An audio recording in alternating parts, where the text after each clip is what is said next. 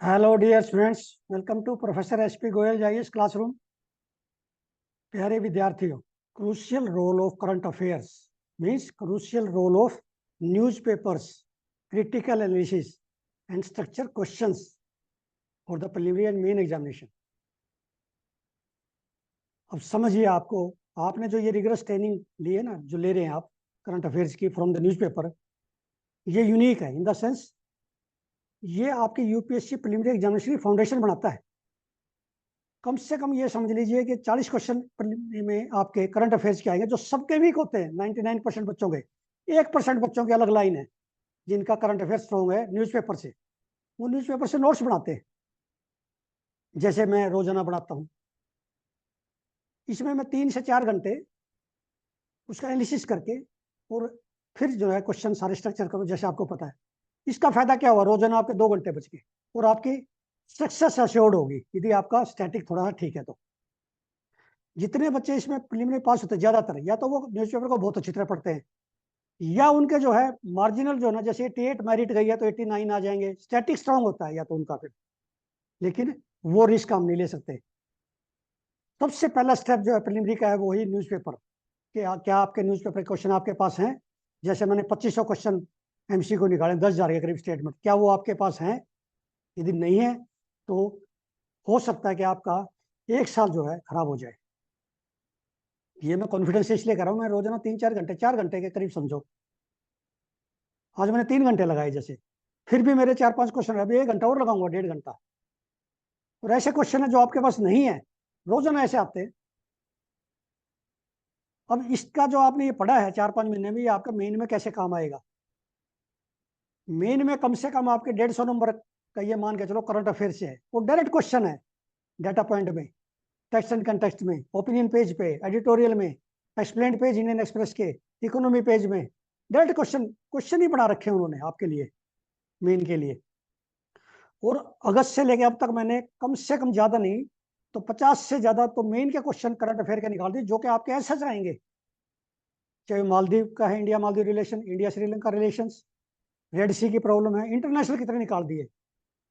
फिर national, gender justice पे, आपके चैलेंजेज इन पंचायती राज सिस्टम, पता नहीं कितने, मतलब सोशल एनवायरमेंट, ज्योग्राफी के जो करंट से थे। करंट को भी जो है आपको स्टैटिक से मैंने सारे कनेक्ट किए हैं। तो ये मेन में यदि प्रीलिमिनरी में तो आपका पास होगा, करंट अफेयर्स पे स्ट्रॉन्ग हो गया। अब जैसे अब बच्चों की रोजाना मेरे से बात हो रही है शाम को, 1-on-1 सेशन में, 1-to-1 सेशन में बात होती है ना, वो कहते हैं जी अब कॉन्फिडेंस आ गया, स्ट्रेस भी 0 पर आ गया।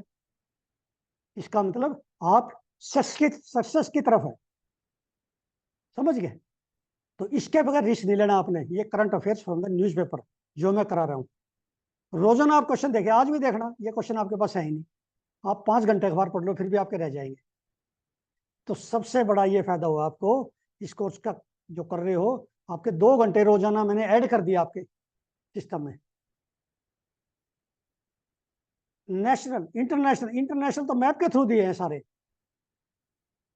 और मेन में जो है आपका अप टू डेट एग्जाम्पल नहीं दोगे, केस स्टडीज, कंपेरिजन, ये एनालिसिस नहीं करोगे ना, रेलिवेंट आंसर नहीं दोगे। सजाने से नहीं क्वेश्चन हम लोग जो है मार्क्स देते हैं। मान लिया आपने जो ना हेडिंग को जो ना उसमें स्क्वायर में लगा दिया, लाइंस खींच दी उस पर, उसके नंबर नहीं है। आपके जो है examples up to date, case studies, critical analysis, statistical information, यदि कोई इंपॉर्टेंट है तो। मान लिया एडिबल ऑयल पर क्वेश्चन आ गया, तो एडिबल ऑयल का ये तो हमें पता होना चाहिए ना कि 75,000 करोड़ का या कितना है इंपोर्ट। मोटी इंफॉर्मेशन विद फैक्ट्स,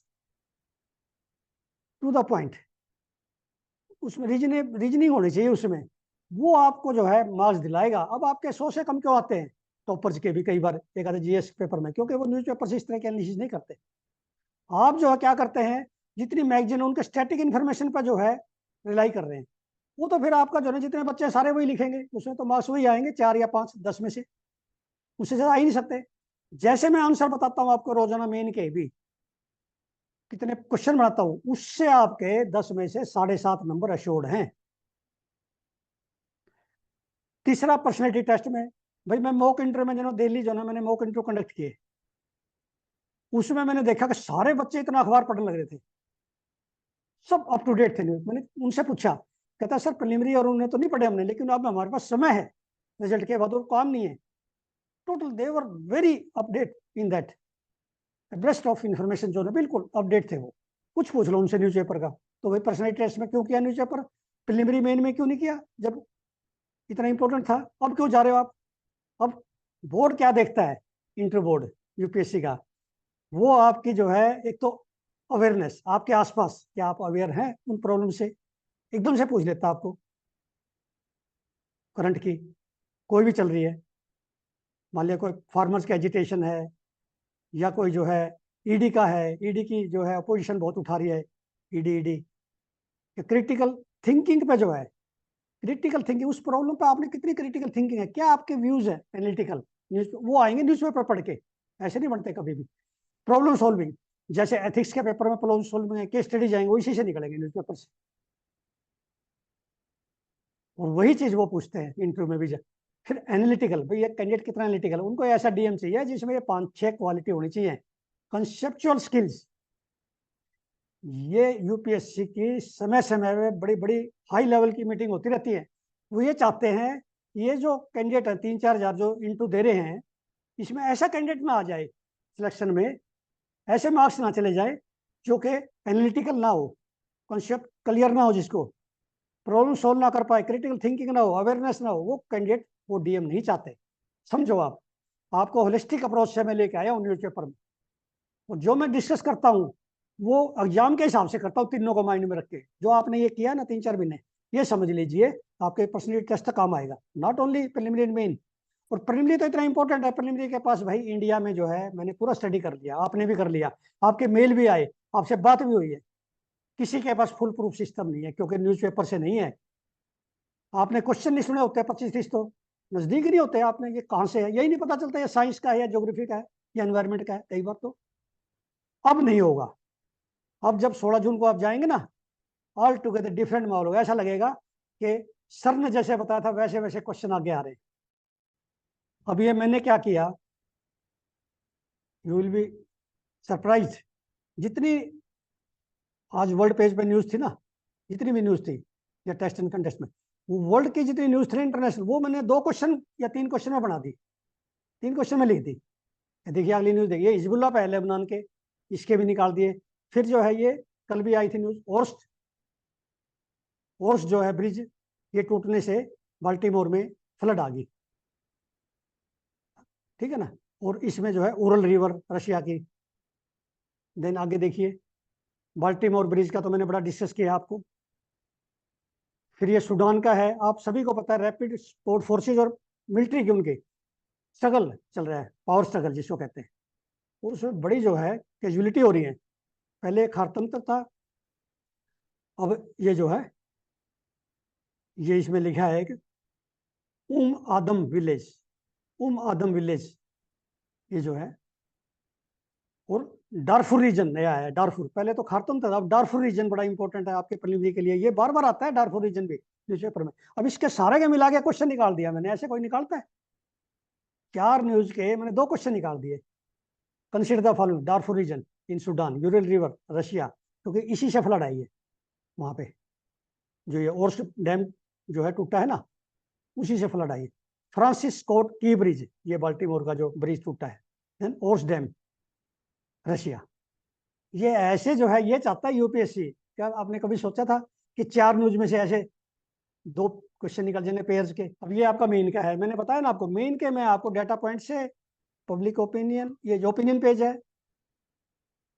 एडिटोरियल से, टेक्स्ट एंड कंटेक्स्ट से, साइंस पेज से, एक्सप्लेन से, इतने क्वेश्चन देता हूँ। अब ये प्राइवेट हेल्थ केयर का हमेशा इंपॉर्टेंट है, needs reform in public interest. Public health care और प्राइवेट हेल्थ केयर में क्या रिफॉर्म की जरूरत है, ये प्राइवेट का पब्लिक का भी काफी आता है। प्राइमरी फैसिलिटीज में क्या होना चाहिए, टर्सरी में क्या होना चाहिए, सेकेंडरी में क्या होना चाहिए। पब्लिक में तो क्या है कि इंफ्रास्ट्रक्चर और कैपेसिटी बिल्डिंग और ह्यूमन रिसोर्स, डॉक्टर्स और पैरामेडिकल स्टाफ वो कम है, और दवाइयाँ। और प्राइवेट हेल्थ केयर में जो ना रेट्स जो है ना एग्जॉर्बिटेंट है, बहुत ज्यादा रेट्स है। उनको रेगुलेट करने की जरूरत है, प्राइवेट सेक्टर को रेगुलेट करने की जरूरत है हेल्थ सेक्टर को। ये आपने पढ़ना है इस तरह से। अब ये सुविधा पोर्टल है, जितने पोर्टल हैं, चाहे वो पोल रिगिंग का पोर्टल बनाया है इलेक्शन कमीशन ऑफ इंडिया ने, सुविधा का जो पोर्टल बनाया है, कैंपेनिंग एक्टिविटीज की परमिशन लेनी है ऑनलाइन, ऑनलाइन कर सकते हैं ये सारे पोर्टल आपने इस साल ध्यान रखना है, क्योंकि लोकसभा के इलेक्शन है। अब ये साइंस पेज पे, इसमें से मैंने कई क्वेश्चन निकाल दिए।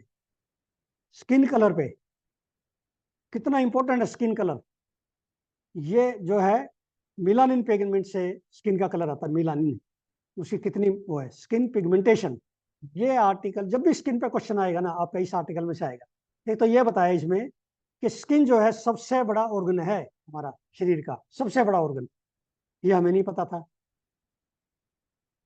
अब ये देखिए इसमें एल्बिनिज्म वर्ड लिखा हुआ है, एक एल्बिनिज्म।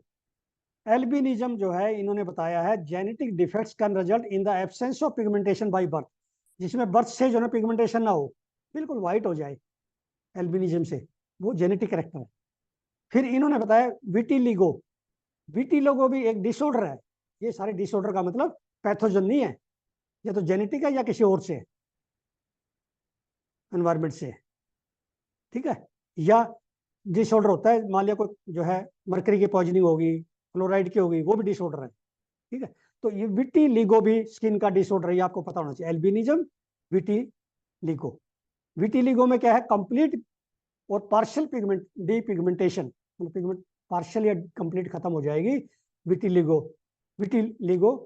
और ये कीमोथेरेपी एजेंट्स है ना जो कैंसर में है, वो उससे आपने देखा होगा कि जो ना बाल उड़ जाते हैं या सफेद हो जाते हैं, वो इसी वजह से, म्यूटेशन से, क्योंकि कीमोथेरेपी का इफेक्ट है, क्योंकि अल्ट्रावायलेट रेडिएशन है का असर है, ठीक है। ये इस तरह से इंपॉर्टेंट है, मैंने बहुत सारे क्वेश्चन निकाल दिए इसमें से। अब ये देखिए एल्बिनिज्म का बताया इन्होंने, prevalence of 20 times higher in Tonga people in Africa and 120 times higher in Guna people of South America. इस तरह की इंफॉर्मेशन जो है वो, एक जीन बताया इन्होंने, ये 2 जीन बताए हैं, SLC24A5, SLC45A2। अब ये कितनी इंपॉर्टेंट है, ये पहले भी आई है। इतना वोल्केनो में क्या हुआ है, इटली में वोल्केनिक वोर्टेक्स रिंग्स बने हैं, एक क्रेटर बनाया है पिट क्रेटर, उसमें ये रिंग्स बने हैं वोल्केनिक। ये पूछेंगे आपसे ये कहाँ पे, साइसिली वहाँ का जो है जगह है, इटली में साइसिली, वहाँ पे जो ना ये इरप्ट हुई है, ऐसा क्वेश्चन आएगा। अब ये देखिए गैप लिमिटेशन, ये कंसेप्ट पूछेंगे, डिस्क्राइब्स, ये कंसेप्ट ये एनवायरमेंट के है, इकोलॉजी के, ये मैंने फर्स्ट टाइम सुनी है, जबकि मैंने इकोलॉजी के कोर्सेज पढ़े हैं अपने BSc MSc में। गैप लिमिटेशन नहीं आया कभी भी सामने। क्या है गैप लिमिटेशन, क्या जो प्रीडेटर है ना, उसका मान लिया जितना मुंह बड़ा है ना, उतना ही वो परे को लेगा, ठीक है ना। अब मान लिया ये है स्नेक है, स्नेक का मुंह छोटा होता है, वो रेबिट को नहीं खा सकता। तो क्या किया, हजारों सालों में, लाखों सालों में, मिलियन ईयर्स में, जो प्रे थे ना, उन्होंने धीरे धीरे इवोल्यूशन, उनका साइज बड़ा हो गया, कई प्रीडेटर से बच गए वो, ये बताना चाहता है। तो आप क्या आएगा, गैप लिमिटेशंस क्या होती है, ये इतना पता चल जाए, प्रीडेटर प्रे से रिलेटेड है, माउथ से रिलेटेड है उनके, वही काफी है आपके लिए। अब ये सोलर इक्लिप्स पे आपने ज्योग्राफी में खूब पढ़ा है, लेकिन इसमें भी पढ़ना, आपका एनरिचमेंट हो जाएगी, ऐड हो जाएगा, एक तो रिवीजन हो जाएगा, और दूसरा इसमें जो पॉइंट है ना ज्यादा है वहां से, सारे नहीं है ज्योग्राफी में, इसमें ज्यादा है। एक तो ये है टोटल सोलर इक्लिप्स, ये योमिंग US में जो है 2017 में हुई थी, ये याद रखना आपने। योमिंग का पता चल गया कहाँ पे है, ये USA में। ये देखिए मंडे को आज, total solar eclipse will cross North America, passing over Mexico, United States, Canada, ये नॉर्थ अमेरिका के पार्ट। It will not visible in India, कितनी इंपॉर्टेंट है। फिर देखिए what is a total solar eclipse, how often is a solar eclipse seen, why is solar eclipse so rare. ये question ही बना दिया आपको मेन के और प्रिलिमिनरी के। इसमें से मैंने 8 स्टेटमेंट निकाल दी, और कम से कम 8 और निकलेंगे इस छोटे से आर्टिकल, 8 तो निकाल दी मैंने। ये क्वेश्चन देखिए इसका, a solar eclipse happens only during a new moon, आपको पता है लेकिन भूल जाते हैं कई बार।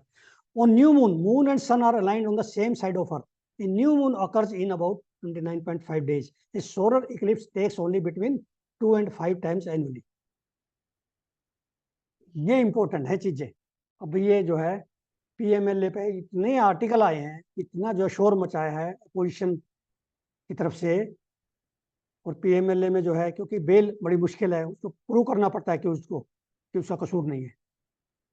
आप सभी को पता है कि बेल इसमें बड़ी मुश्किल है। और इसमें यह बताया गया है कि एक तो किस मिनिस्ट्री के अंदर, ये आपको पता होना चाहिए, ईडी। और ये जो लॉ है, इसमें जो अब सुप्रीम कोर्ट ने जो लेटेस्ट जजमेंट आई है, उसने वैलिड बताया है, कॉन्स्टिट्यूशनल वैलिड है ये PMLA, prevention of money laundering act. और यूएपीए जो 67 का है, अनलॉफुल एक्टिविटीज प्रिवेंशन एक्ट, उसमें इसमें क्या डिफरेंस है? क्या इसमें सीआरपीसी आती है पीएमएलए में? इसमें लिखा है नहीं आती। ये सारा आर्टिकल पढ़ के इसमें से मैंने अभी क्वेश्चन बनाने हैं, क्योंकि अभी मैंने 3 घंटे पढ़ा है, कम से कम 1-1.5 घंटा मेरा और लगेगा, इसमें से मैं क्वेश्चन निकालूंगा। और सारे क्वेश्चन जितने निकलेंगे आज, वो सारे आपको जो है पीडीएफ आपकी मेल पे भेज देंगे, जिन्होंने कोर्स में रजिस्टर किया है। अब ये हिस्ट्री से है, इसमें जो मैंने पढ़ा है ना, वो ना तो स्पेक्ट्रम में, ना एनसीईआरटी में इसमें जो आया है। तो एक तो मुझे ये है कि आज़ाद हिंद फौज, आपको पता है, Azad Hind government, interim government जो बनी थी जापान की मदद से, जब पहले जो है सुभाष चंद्र बोस जर्मनी गए 1941 में, फिर 1943 में जापान गए, फिर सिंगापुर में आए। सिंगापुर में उन्होंने जो है ये provisional government of Azad Hind free India जिसको कहते हैं, वो प्रोक्लेम की। उसमें मिनिस्टर कौन थे ये हमें पता होना चाहिए। और इसमें सुभाष चंद्र बोस जी के ना, उन्होंने जो कोट किया, देखिए, AC चैटर्जी, इसका मतलब AC चैटर्जी जो है आजाद हिंद फौज के थे। SA अय्यर, उनके पास पब्लिसिटी मंत्रालय था। फिर लक्ष्मी स्वामीनाथन, इसका बड़ा नाम आया है, लक्ष्मी स्वामीनाथन का और लक्ष्मी सहगल का, ये आपने सारे याद रखने। इसके पास वुमेन अफेयर्स थी। और इसी तरह फिर एक काबुल में इंटरिम गवर्नमेंट बनी है, गदर मूवमेंट, मैंने आपको बताया था एक मॉक टेस्ट में, फ्रांसिस्को बेस्ड गदर पार्टी थी, उन्हें चलाया था। और ये जो काबुल में जो बनी है, ये कहीं पे जिक्र नहीं है एनसीईआरटी में, इंटरिम गवर्नमेंट। इसने ये जो है Raja Mahendra Pratap and prime ministership of Maulana Barkatullah, ये दो जो है बहुत बड़े रिवोल्यूशन हुए हैं, जिन्होंने काबुल में गवर्नमेंट इन एग्जाइल कहते हैं उसको, provisionally government in exile in Kabul, ये नहीं है एनसीईआरटी में। ऐसी चीजें पूछेंगे आपसे। ये आर्टिकल आपने अच्छी तरह से पढ़ना है हिस्ट्री से। अब हिस्ट्री के भी आते हैं न्यूज़पेपर में, देखिए आप, कई बार यही क्वेश्चन आ जाएगा। मान लिया प्रोविजनल गवर्नमेंट का आजादी की कहाँ पे बनी थी, सिंगापुर में, कई मलेशिया से कंफ्यूज करते हैं, कोई बर्मा से करता है। फिर ये नहीं पता था इन एग्जाइल जो काबुल में बनी है, government in exile in Kabul, कौन कौन के प्रेसिडेंट कौन थे? प्रेसिडेंसी तो थी राजा महेंद्र प्रताप, प्राइम मिनिस्टर मौलाना बरकतुल्ला। कितना इंपॉर्टेंट है। तो प्यारे विद्यार्थियों, अब आपको न्यूज़पेपर नहीं पढ़ने, मैं आपकी जगह पढ़ रहा हूँ 3 से 4 घंटे। ये क्वेश्चन आपको भेज देंगे जिन्होंने रजिस्टर किया है, इसलिए आप इमीडिएटली रजिस्टर कीजिए। रोजाना के इसी तरह के क्वेश्चन चाहिए अनकन्वेंशनल, जो न्यूज़पेपर से और इंडियन एक्सप्रेस पेपर में आते हैं, जो पेपर सेटर जिनको उठाता है। पेपर सेटर कभी मैगजीन से पेपर नहीं बनाएगा, न्यूज़पेपर से बनाएगा। Thank you very much.